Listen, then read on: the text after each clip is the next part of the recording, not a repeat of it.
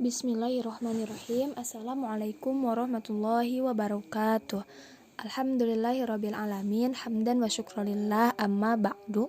Yang terhormat Bapak dosen pengampu mata kuliah Hadis Tarbawi, juga teman-teman yang saya banggakan. Pada kesempatan kali ini, kami dari kelompok 4 yang beranggotakan Erina Rismayanti, Faiz Royan Mubarok, dan Habibah Nur Azizah akan menyampaikan materi terkait kurikulum pendidikan. Baiklah, untuk mengefektifkan waktu, mari kita mulai pembahasan pertama, yaitu mengenai pengertian kurikulum pendidikan. Pertama, secara etimologis. Kurikulum berasal dari bahasa Yunani, yaitu kurir yang artinya pelari, dan kurur yang berarti tempat berpacu. Selanjutnya, dalam bahasa Arab, kata kurikulum adalah manhaj al-dirosah, yang berarti jalan yang terang yang dilalui manusia pada berbagai bidang kehidupan. Yang terakhir, dalam kamus tarbiyah, kurikulum yaitu perangkat perencanaan dan media yang dijadikan oleh lembaga pendidikan dalam mewujudkan tujuan-tujuan pendidikan. Masuk pada materi yang kedua, yaitu mengenai dasar-dasar kurikulum pendidikan Islam. Di sini terbagi menjadi 5 dasar. Yang pertama, dasar religi. Pendidikan Islam adalah pendidikan yang berdasarkan agama, sehingga dasar religi menjadi dasar utama. Dasar ini ditetapkan berdasarkan nilai-nilai ilahi. Yang kedua, dasar falsafah.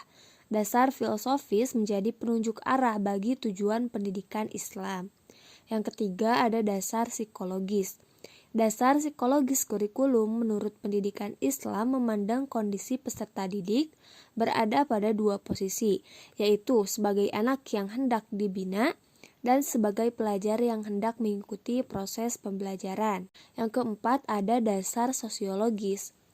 Dasar ini berimplikasi pada kurikulum pendidikan supaya kurikulum yang dibentuk hendaknya dapat membantu pengembangan masyarakat, terutama karena pendidikan berfungsi sebagai sarana transfer of culture atau pelestarian kebudayaan. Nah, proses sosialisasi individu dan rekonstruksi sosial. Yang terakhir, ada dasar organisatoris. Dasar ini menjadi acuan dalam bentuk penyajian bahan pelajaran. Dasar ini berpijak pada teori psikologi asosiasi yang menganggap keseluruhan sebagai kumpulan dari bagian-bagiannya. Selanjutnya, ada ciri kurikulum pendidikan Islam. Armani Arif menjelaskan tentang ciri-ciri kurikulum pendidikan Islam sebagai berikut. Agama dan akhlak sebagai tujuan utama yang didasarkan kepada Al-Quran dan As-Sunnah, mempertahankan pengembangan dan bimbingan terhadap semua aspek pribadi siswa dari segi intelektual, psikologi, sosial, dan spiritual. Adanya keseimbangan antara kandungan kurikulum dan pengalaman serta kegiatan pengajaran. Baik, terima kasih. Adapun materi selanjutnya ialah tentang komponen kurikulum pendidikan Islam. Menurut Asy-Syaibani, prinsip utama dalam kurikulum pendidikan Islam itu memiliki 7 prinsip utama, yakni yang pertama ialah prinsipnya berorientasi pada Islam, termasuk ajaran dan nilai-nilainya.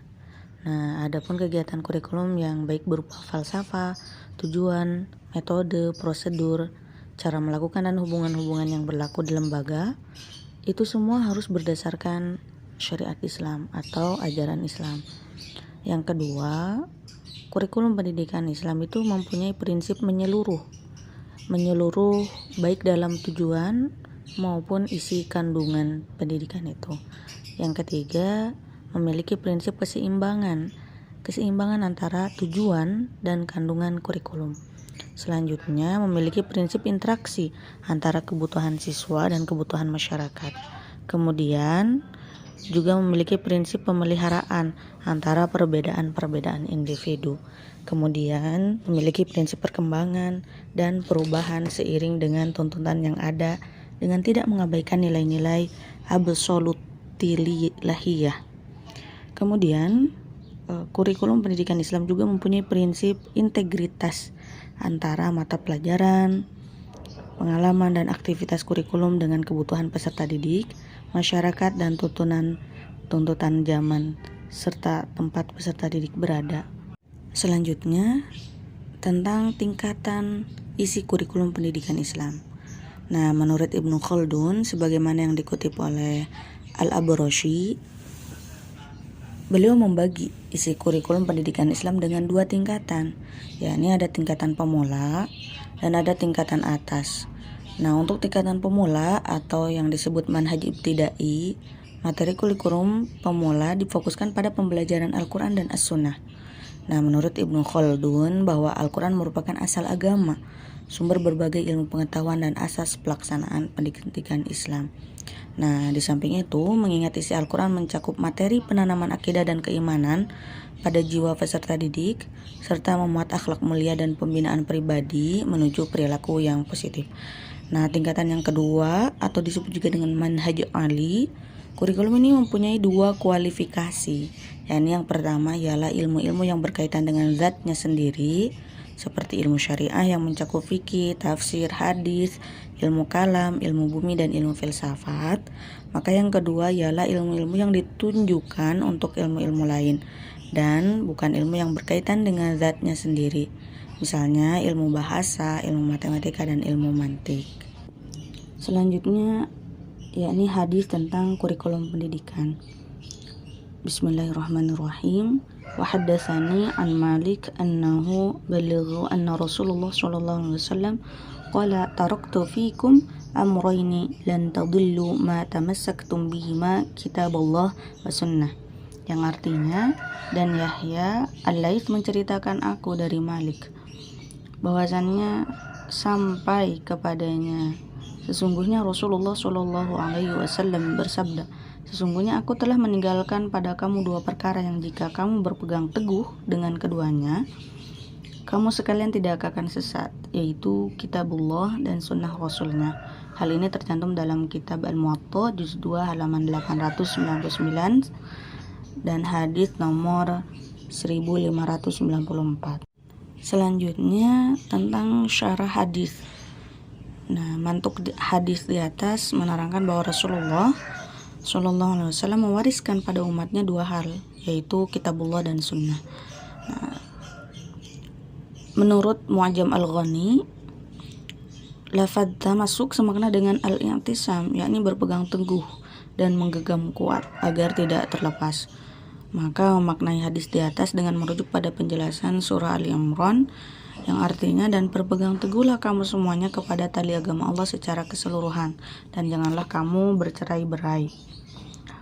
Nah, jadi yang dimaksud dengan tali Allah menurut Imam Baidawi adalah agama Islam atau kitabnya, yaitu berpedoman pada Al-Quran. Al-Quran dapat menjadi pedoman hidup bila kita dapat mengkajinya. Maka yang pertama harus kita lakukan adalah belajar membaca. Nah, belajar membaca Al-Quran, karena kita tidak akan bisa mengamalkannya dan mengkajinya bila tidak bisa membacanya.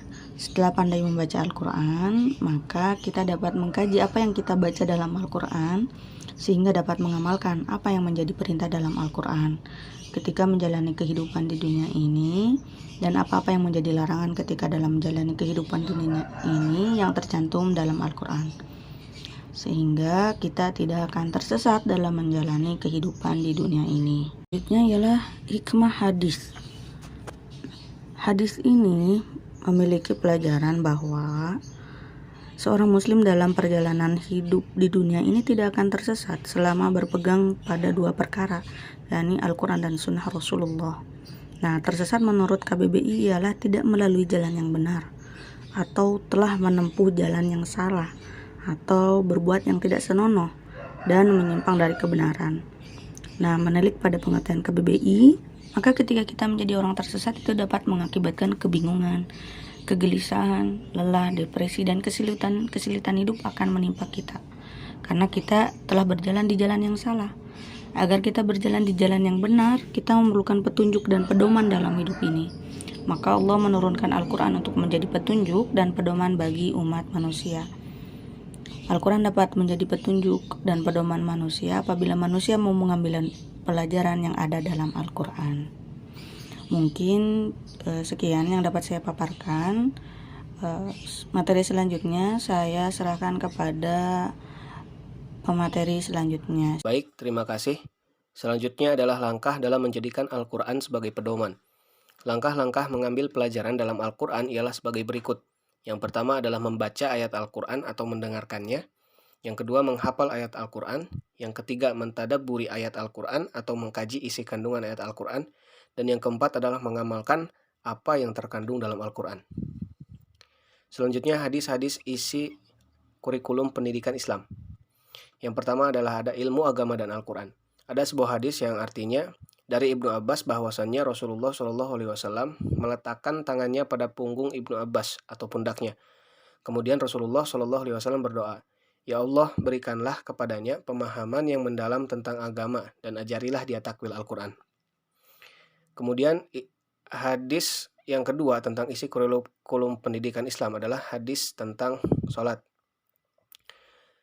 Haddatsana Mu'ammal bin Hisham yakni al-Yashkari, Thana Ismailu an Sawari Abi Hamzah qala Abu Dawud wa huwa Sawwar bin Dawud Abu Hamzah al-Mazni as-Sirafi an Umar bin Shu'aib an abihi an jaddihi qala Rasulullah sallallahu alaihi wasallam muru auladakum bis shalah wa hum abna'u sab'in sinina wadribuhum 'alaiha wa hum abna'u 10 sinina wa farriqu bainahum fil madaji', yang artinya telah menceritakan kepada kami Mu'ammal bin Hisham yaitu al-Yashkari, telah menceritakan kepada kami Ismail dari Sawar Abi Hamzah telah berkata, Abu Dawud dan Sawar bin Abu Hamzah al-Mazni as-Sirafi dari Umar bin Shu'aib dari ayahnya dari kakeknya telah berkata bahwasanya Rasulullah Shallallahu Alaihi Wasallam bersabda, suruhlah anak-anakmu melaksanakan sholat ketika berumur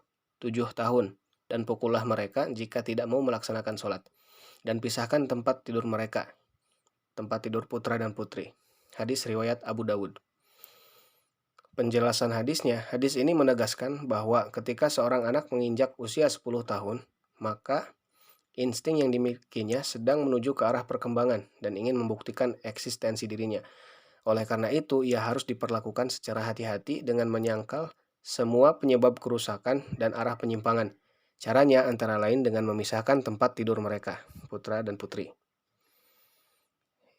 Selanjutnya adalah kesimpulan. Kurikulum pendidikan dalam Kamus Tarbiyah adalah perangkat perencanaan dan media yang dijadikan oleh lembaga pendidikan untuk mewujudkan tujuan-tujuan pendidikan. Adapun dalam kurikulum pendidikan Islam, agama dan akhlak dijadikan sebagai tujuan utama yang proses pelaksanaan serta perencanaannya didasarkan kepada Al-Quran dan As-Sunnah. Demikian penyampaian materi dari saya. Selanjutnya saya kembalikan kepada moderator. Terima kasih. Mungkin sekian yang bisa kelompok kami paparkan. Mohon maaf apabila terdapat banyak kekurangan. Untuk sesi diskusi, kami akan lanjutkan di WhatsApp group. Terima kasih atas segala perhatiannya. Wassalamualaikum warahmatullahi wabarakatuh.